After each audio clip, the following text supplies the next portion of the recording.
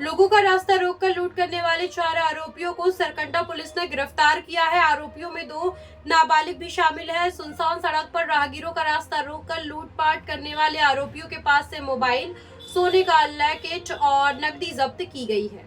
जानकारी के मुताबिक तिरकोना रोड सरकंडा में रहने वाले मनोज कुमार साहू ने सरकंडा थाने में रिपोर्ट लिखवाई थी। बीते 2 जून को वो अपने रिश्तेदार के घर नारियल कोठी दयालबंद गया था। वहां से 3 जून की तड़के 3:45 पर घर विरकोना जाने के लिए निकला था। करीब 4 बजे वो विरकोना रोड पानी टंकी अशोकनगर पहुंचा था। तभी अशोकनगर निवासी मिर्टिन ठाकुर अपने अन्य साथियों के साथ बीच में उन्हें रोक लिया और मोबाइल, 3835 रुपए नकदी और गले में पहने सोने का लॉकेट लूट लिया। मामले में सरकंडा पुलिस ने आरोपियों के खिलाफ जुर्म दर्ज कर उनकी तलाश शुरू की। इस दौरान नारियल कोठी दयालबंद में घेराबंदी कर आरोपी मार्टिन उर्फ सूरज सिंह ठाकुर और उनके 2 अन्य नाबालिग सहयोगियों को पकड़ा। सभी आरोपियों के खिलाफ कार्यवाही की जा रही है।